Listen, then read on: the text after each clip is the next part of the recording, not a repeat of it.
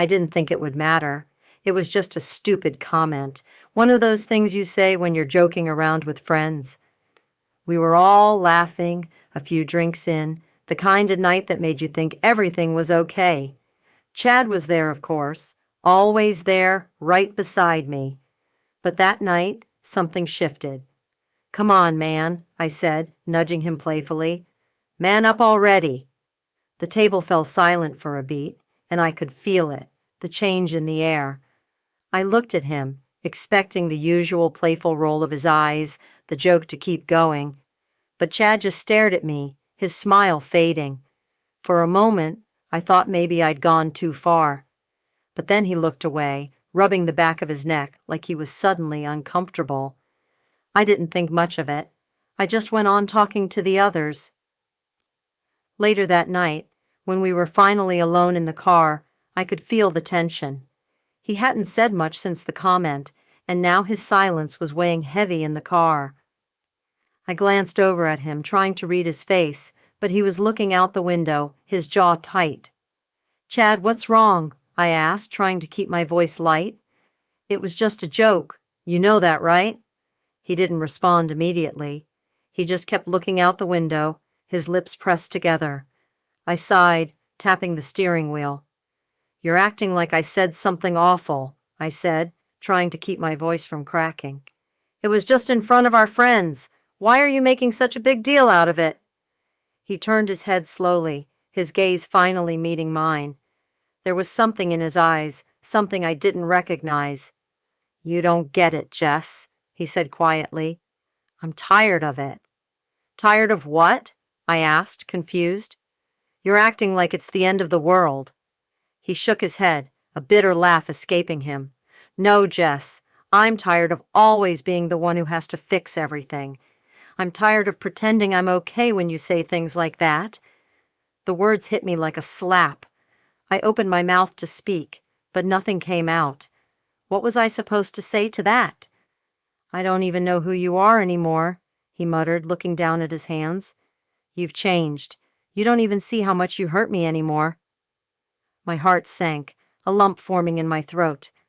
"Chad, I'm sorry. I didn't mean it like that. I stopped myself. No excuse was going to make this better. He let out a deep breath, his voice quiet, almost resigned. "You say you're sorry, Jess, but you keep doing it, over and over again. I don't know how many times I can keep pretending that things will get better when they never do." I didn't know what to say. How could I fix something I didn't even realize was broken? I had been so focused on myself, on my own little world, that I didn't even notice how much I was pushing him away. "I don't want to lose you, Chad," I whispered, the words escaping before I could stop them. He didn't respond right away. The silence between us felt heavier now, suffocating. Finally he spoke, his voice so quiet I barely heard it. "I don't know if I can keep doing this, Jess. I don't know if I can keep fighting for us when you don't even see what you're doing to me." My heart pounded in my chest, a feeling of panic rising. "Chad, please don't say that. I love you. "You love me?" he interrupted, his voice sharp. "You don't love me, Jess. Not in the way I need, not in the way that makes any difference." I blinked, stunned by his words. How could he say that? I was here. I was trying, wasn't I? I opened my mouth to argue, but the words felt hollow. Instead, I just shook my head, my mind spinning. "I'm sorry," I said, my voice barely above a whisper. "I'm sorry for everything." He didn't look at me. He just stared out the window again, his face hard. "Sorry isn't enough anymore, Jess. I've tried, but I can't keep doing this. I'm done pretending." The words felt like a punch to the gut. I couldn't breathe. This wasn't happening. He couldn't be serious. He couldn't just walk away over something like this. "Chad, please don't go," I begged, my voice cracking. "Please, I'll change. I swear I will." He finally turned to look at me, his expression unreadable. "It's too late for that. I don't even know who you are anymore, and I don't think I can ever trust you again." The weight of his words hit me harder than anything I'd ever felt. I wanted to scream, to beg him to stay, but all I could do was sit there frozen as he opened the car door and stepped out. "Chad," I whispered, but he didn't look back. He walked away, and I sat there in the car, my hands gripping the steering wheel, my mind racing. I had done this. I had pushed him away with my careless words, my selfishness. And now I was losing him. And there was nothing I could do to fix it. 2 days had passed since the night in the car, 2 days of silence. I spent most of those hours staring at my phone, waiting for him to call, for him to text, anything. But there was nothing. I kept convincing myself that maybe he just needed space, maybe he was processing things, maybe this wasn't the end. But deep down, I knew. I knew it was slipping away. Then the call came. My heart jumped in my chest when I saw his name flash on my screen. I almost didn't answer, but I couldn't let it go to voicemail. This was my chance. Maybe this time I could make things right. I quickly pressed the green button, my hand trembling as I put the phone to my ear. "Hello?" I whispered, my voice shaky. "Jess." Chad's voice was low, flat. "I think we should meet." A lump formed in my throat. This could be it. The moment that would decide everything. "Where?" I asked, my voice barely above a whisper.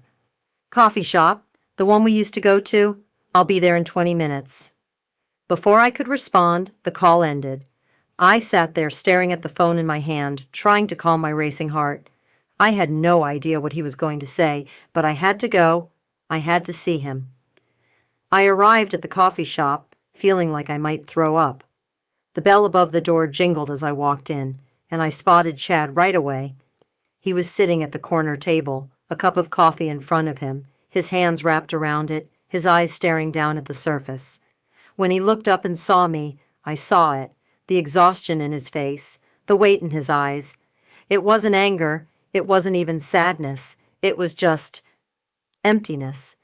It was the kind of look that made you realize all at once that the fight was over, that the battle had already been lost. "Chad," I said, taking a shaky breath and moving toward him. I sat down across from him, my palms suddenly sweaty. I didn't know if you were going to call. I'm so sorry. Stop!"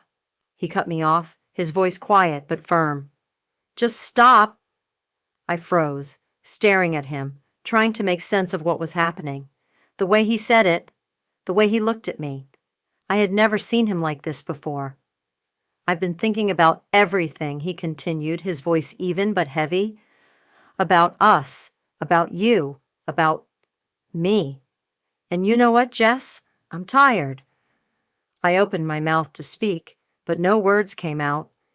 He wasn't angry, he wasn't shouting, but the finality in his tone made it clear that this wasn't just another argument. This wasn't something we could fix with a few apologies. "I've been chipping away at myself for years," he said, his voice soft but full of pain. "I've been trying, Jess. I've been here, and I've been here for you, but every time, it's like you don't even see me. You don't see how much I'm losing, how much I'm giving, and for what?" I felt a cold knot form in my stomach. "Chad, please," I whispered, my hands trembling as I reached across the table. "I know I've messed up, but I love you. I'm sorry. I don't know how to fix this, but I'll do anything. Please, just don't walk away." He pulled his hands back slowly, pushing his cup to the side, his eyes never leaving mine. "You don't get it, Jess. It's not about one thing. It's not about that night or the stupid comment. It's about everything. It's about every time you've let me down, every time you've made me feel like I wasn't enough." I felt tears start to burn at the back of my eyes, but I didn't let them fall. I couldn't. Not now. Not in front of him. "I didn't mean to hurt you," I said, my voice cracking as I looked at him, desperate. "I don't know how I let it get this far. I swear I'll change. I'll do anything. Just tell me what you need, and I'll give it to you." Chad didn't respond. He just stared at me, his gaze piercing through me, seeing everything I'd hidden away, everything I'd ignored. The silence between us stretched on, thick and suffocating, and I could feel the weight of his words crushing me. "I'm tired, Jess," he finally said, his voice barely above a whisper. "I'm tired of fighting, tired of hoping. I've been empty for so long, and I don't think I have anything left to give." The finality in his words hit me like a punch to the chest. I tried to speak, to say something, but the words wouldn't come. There was nothing I could say, nothing I could do to make him feel better. He was done. He was empty, and I had taken everything from him. I felt my chest tighten, my breath coming in short gasps. "Please don't do this," I begged, my voice trembling.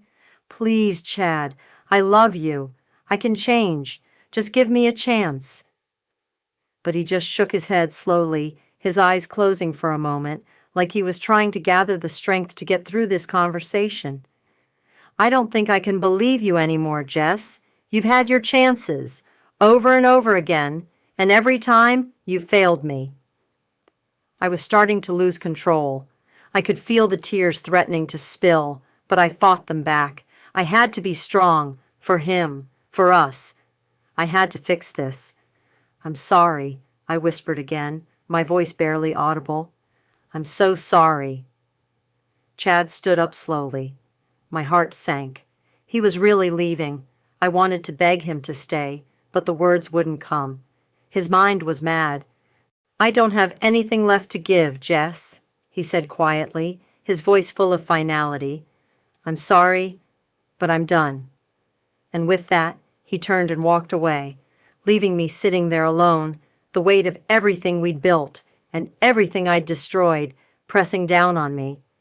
I sat there for a long time after he left, the noise of the coffee shop fading into the background. I didn't know what to do anymore. I didn't know how to fix this.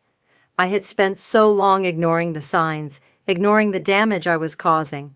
And now it was too late. He was gone. The weeks that followed felt like a slow-motion crash. Every day I woke up hoping things would go back to normal, but they never did. I tried to hold it together for the kids, for myself, but the truth was, nothing was the same. The house felt empty, even when the kids were laughing in the next room. Their voices, their energy, it was all just a reminder that something had broken, something I couldn't fix. Not anymore. I replayed every single moment in my head, every eye roll, every ignored attempt at love, every time I took him for granted. And it wasn't just the big things, it was the little things too. The moments when I could have shown him love, but I chose not to. When I could have been patient, but I snapped. When I could have been there for him, but I wasn't. All those chances, all those opportunities to make him feel like he mattered, and I let them slip by. Chad moved out a week after our last conversation. He didn't argue, didn't yell, just packed his things, and then he was gone. The house felt colder without him, even though it was just me and the kids. His absence hung in the air, thick and suffocating, like a shadow that wouldn't leave. Then one night, I saw him again. It was at a store, just a brief moment. He was walking down the aisle, and when he saw me, he paused. For a split second, I thought maybe he'd come to talk, to try to fix things. But he didn't. He just nodded politely, the kind of nod you give someone you used to know, someone you don't feel like you know anymore. I tried to speak, tried to say something, anything, but the words caught in my throat. What could I say? What could I say to make up for everything I'd destroyed? He didn't say anything either. He just turned and kept walking, disappearing around the corner. I stood there frozen, the silence between us louder than anything I'd ever heard. I didn't realize it at the time, but that moment, that small exchange, was the final nail in the coffin. I had lost him, really lost him, and there was no going back. I kept standing there, staring at the spot where he'd disappeared, feeling the weight of that truth settle over me. It was then that I really started to face it. I'd ruined everything. I had taken him for granted. I'd pushed him away, made him feel small, like he didn't matter. All those chances I had to be better, to show him I cared, I let them slip through my fingers. And now, he was gone. The space he left behind was so much bigger than I ever imagined it would be. I thought back to that one moment, that stupid comment I made in front of our friends. Man up! I hadn't meant it the way it came out, but it didn't matter. The damage was done. That comment wasn't just a slip of the tongue. It was a symptom of everything I refused to face.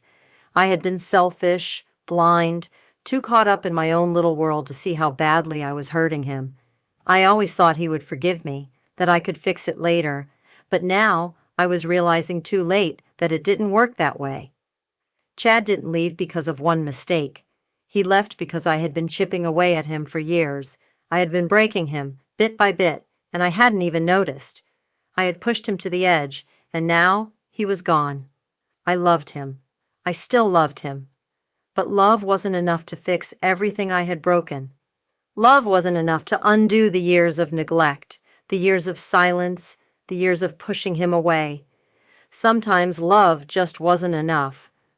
I walked back to my car, my hands shaking as I gripped the steering wheel. The kids would be waiting for me at home. I couldn't let them see how broken I was. I couldn't let them see how much I was falling apart. But how could I pretend that everything was fine when it wasn't? How could I look at them and tell them that everything would be okay when I knew it never would be again? I drove home in silence, my mind spinning, replaying everything over and over. I kept thinking about how easily I had taken Chad for granted, how many times I could have been better, kinder, more patient, how many times I could have put his needs above my own, but instead I chose to focus on myself. I chose to blame him when things went wrong, to make him feel like he was the problem, when all along, it was me. When I got home, the kids were in the living room watching TV. I smiled at them, but it felt empty, forced. They didn't notice. They were too busy with their cartoons. I didn't know how to be the person they needed me to be anymore. I didn't know how to be the mom who could fix things. I didn't know how to fix myself. I sat down on the couch, pulling my knees up to my chest. I closed my eyes, but the tears came anyway. I tried to keep them quiet, to hold them back, but I couldn't. Not anymore. I had no one left to blame but myself. The guilt, the regret, it was overwhelming. I had lost him, and there was nothing I could do to bring him back. The sound of my kids laughing in the next room barely registered. The silence in my own heart was deafening. I couldn't fix this. I couldn't undo the damage I'd caused, and deep down I knew that it wasn't just Chad I had betrayed. I had betrayed myself too. I had betrayed the woman I could have been, the partner I could have been, the mother I could have been. I laid down on the couch, my hands covering my face. I thought about all the things I should have said to him, all the things I should have done differently. But it was too late. The time for apologies had passed. In the end, I wasn't betrayed by him. I betrayed myself. I destroyed everything I loved, and there was no going back.